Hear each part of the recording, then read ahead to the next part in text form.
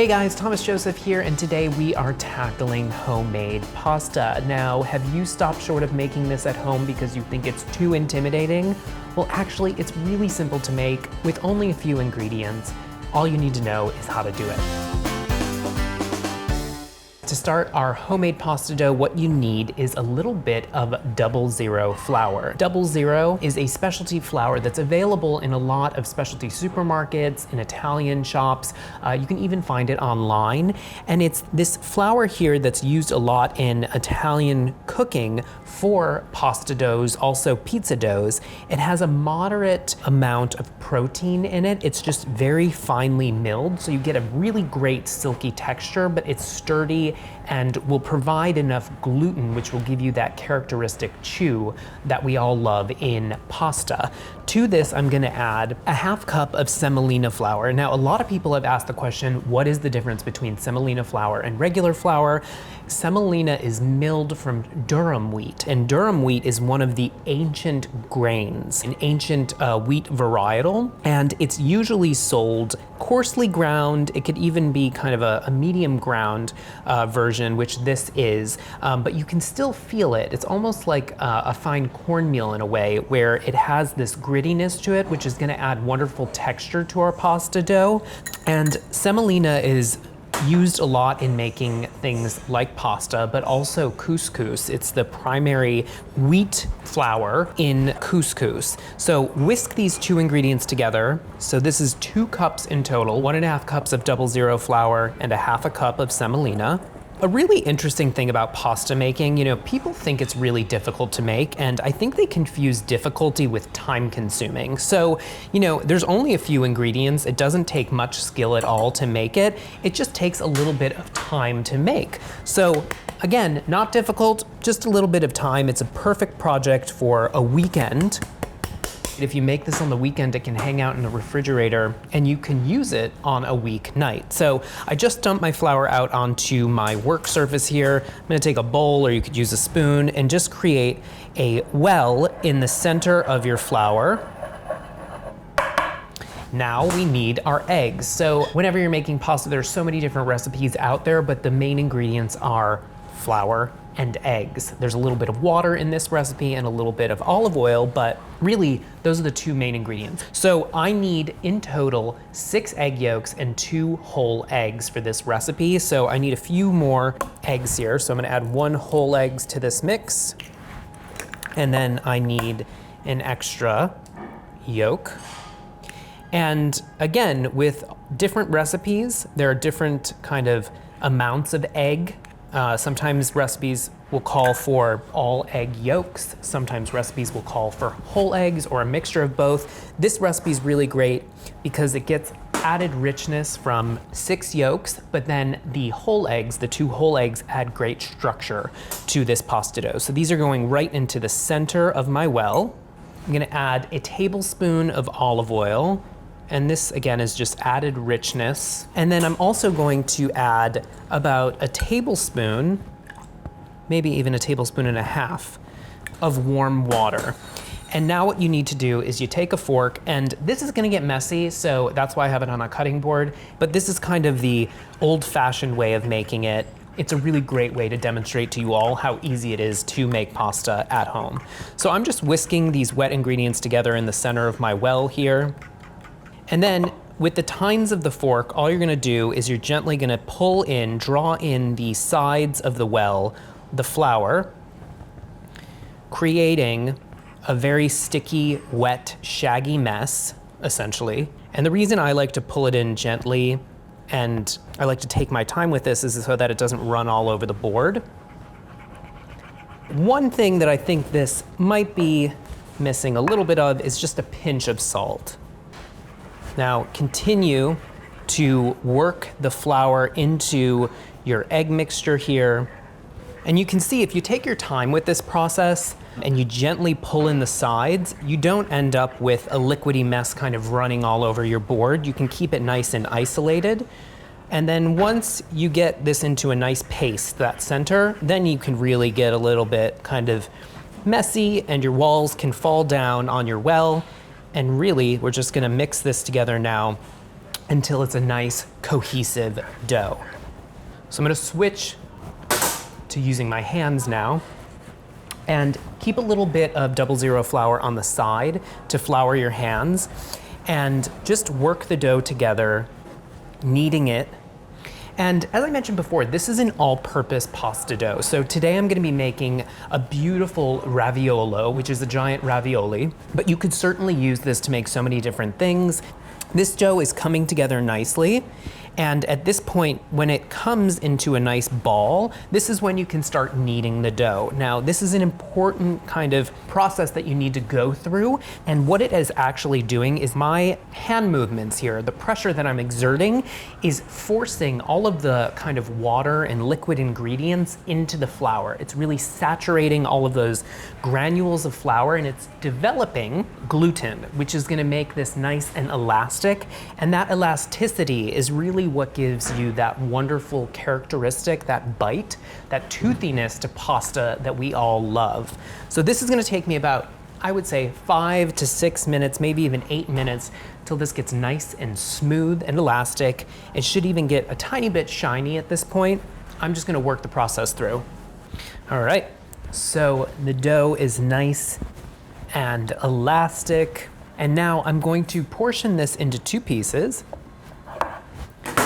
and form it into a ball. Now you wanna wrap this in plastic wrap, and it's gonna sit out at room temperature for about an hour. And I'm gonna use it in an hour. But if you wanted to do this, you could take it, wrap it in plastic wrap, and put it into the refrigerator overnight, and that would be great to use the next day. So a nice little ball of dough here, wrap it tightly in plastic to prevent it from drying out. And what happens with this resting, all of the gluten that you just created, it has a chance to relax, and it will be easy for you to then roll out your dough in the end. If you tried to roll this dough right now, it would shrink back up on you. So it'd be much more difficult to roll. So into plastic wrap, and these will rest for an hour at room temperature. I'm gonna make the ricotta filling for the raviolo. So in this bowl, I have 1.5 cups of whole milk ricotta. There are so many different types of ricotta out there in the marketplace. Look for a good quality ricotta that's really rich in flavor and that doesn't have a lot of moisture. This is a nice, thick ricotta cheese. You can see that there's not much moisture that's leaching out of the curds, and that's really what you're looking for here because we're not using any eggs to stiffen this filling up. So don't buy anything that has too much water. Also, be mindful, this is whole milk ricotta. Please use that. Any of the, part skim ricotta, those are gonna have more moisture to them, and they're actually gonna have like a bouncier texture to them as well. To this, I'm gonna add 1 ounce of Pecorino Romano cheese. Now, if you didn't have Pecorino Romano or you didn't like it, you could certainly use Parmesan here. That would be fantastic. Any really strong aged cheese is gonna add really great flavor to this filling. In addition to the cheese, I'm gonna add a tablespoon of extra virgin olive oil. And one of my favorite ingredients to add to really anything is some lemon zest. So I need a teaspoon of lemon zest, and I'm using a microplane here, a nice fine grater. And you really just want to strip the really colorful, bright skin layer of the lemon off. Anything beyond that can be a little bit bitter, so you want to avoid that. You could certainly customize this mix to whatever your tastes are. So if you wanted to add some herbs to this, you certainly could do that. My grandmother would always add a little bit of dried mint to her filling. It was something that she still to this day does. And so for me, it's a little odd not to make a filling that has that. Right into the filling here, and then salt and pepper. Of course, it's important to season. Another signature kind of flavoring that goes really well with ricotta and cheeses and anything that's kind of has this sort of almost like northern Italian vibe is a little bit of grated nutmeg. That always adds that wonderful, interesting flavor. So mix this together. And I'm gonna transfer it to a piping bag, and this is just for me to, make it nice and easy and neat when we fill our raviolo, but you certainly do not have to do this. You could do this just by hand as well. And an easy way to fill a pastry bag is to pull the collar or the excess bag down over itself, and you can fit it in your hand like that. open up the center, and then all you need to do is take your filling and you put it in your bag, and you almost take the rubber spatula and press it against the side of the bag to get all of the filling into the bag. This is kind of a restaurant way of filling pastry bags that works. All right, so now it's time to roll out the pasta dough. So I have a little bit of 00 flour here, and I'm just spreading it on my board. Take one piece of dough at a time, and while it's in the plastic wrap, it's kind of easy to push it out to the sides and create a square, because we are making square raviolo today. So if in the disc form it's in a shape, it will help you to roll it out in that shape as well. Unwrap your dough, which is nice and pliable right now. This is going to roll out really well. And place it on your work surface. And then whatever your favorite rolling pin is, I'm using this French style rolling pin here. You're gonna roll this out into a 16-inch square. If your pasta dough has rested enough, it should roll out easily just like this. As I roll, I'm shifting the dough around, making sure that it's not sticking to the board. If you need a little bit of extra flour, you can certainly dust underneath and your rolling pin if you need to.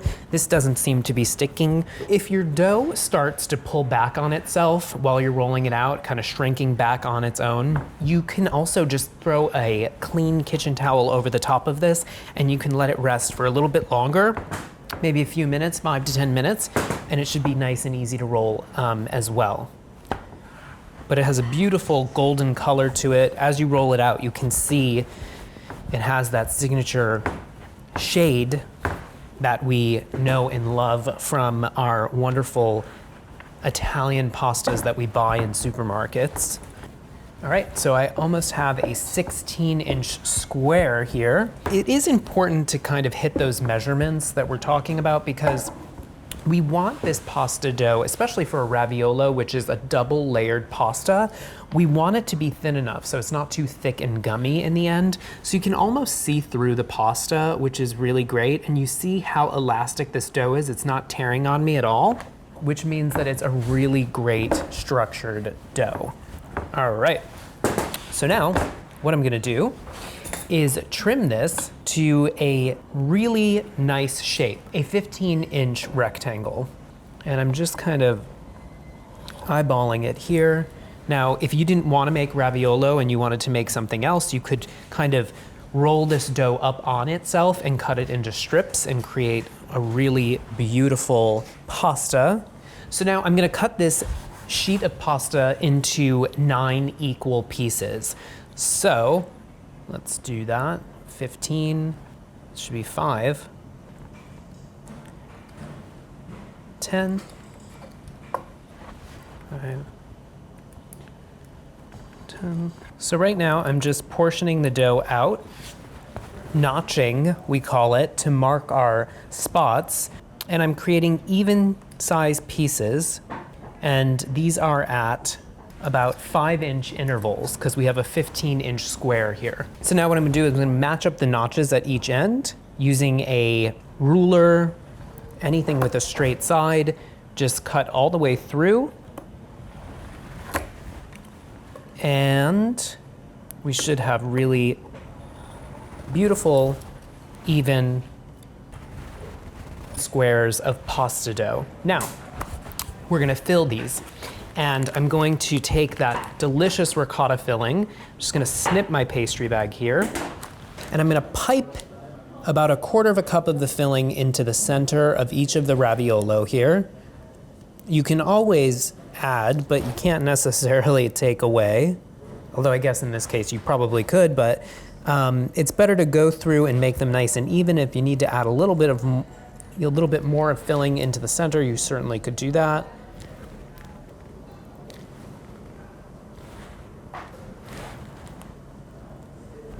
Perfect.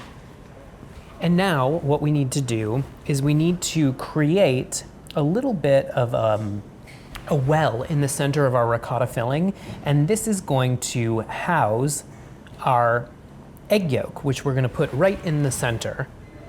All right, that's the last one. And now for the finishing step, we need that wonderful egg yolk in the center. So taking really good quality eggs, and if you have a farmer's market and they sell eggs, chicken eggs, I would encourage you to get them there because they tend to have really bright orange egg yolks, which will add a wonderful impact when your guests or your family cut open this beautiful raviolo. So take your egg yolk and drop it right into the center of the well that you just created, and then repeat this process with the rest of the dough. And I'm also going to roll out my other piece of dough to fit over top of these beautiful raviolo. All right, guys, so all of our egg yolks are in their little cozy homes here. Now take a little bit of water and just brush around the edges here of your squares.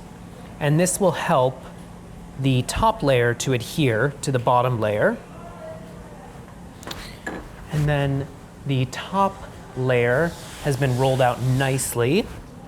Again, you're looking for that same kind of dimension, that 16-inch square. And then you're gonna drape this pasta over the top of our beautiful raviolos here and gently coax the dough down. And I like to start at one end of the pasta dough. So I like to start maybe closest to me. And what I'm gonna do is I'm gonna take my palms and I'm going to really kind of just use them to secure the dough together, encircling the filling, pressing all of the air bubbles out. And you're gonna continue to work your way up around each of the fillings to create this really tight packet of pasta surrounding those little wells of ricotta. All right, our pasta dough is all pressed. The filling is nice and snug. And now using the fluted end of the pastry wheel here, I'm gonna create a nice, beautiful edge. So now you're gonna follow the underseam of the pasta, that bottom layer that we created. And I'm going to cut some nice, beautiful edges to your pasta. Here.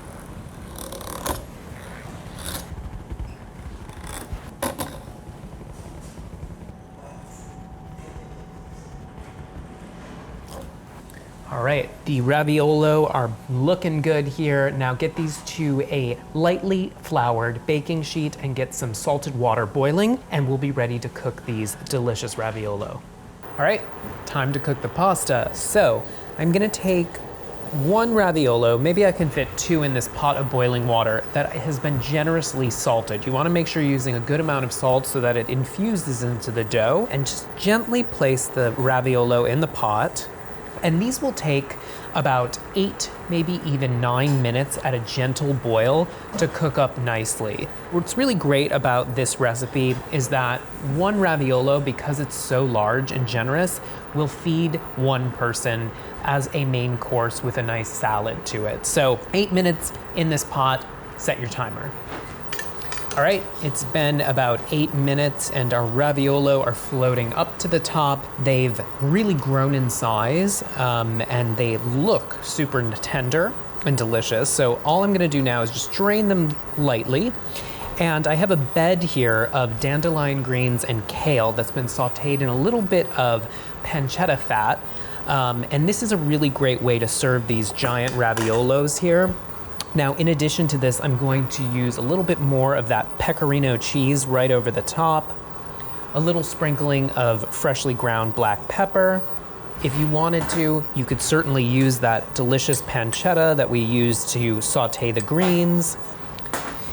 And then this recipe calls for a really simple vinaigrette to be tossed over top of the raviolo. Now you could certainly just use olive oil, that would be fantastic. But if you wanted to try this vinaigrette recipe, go on to marthastewart.com and look for it.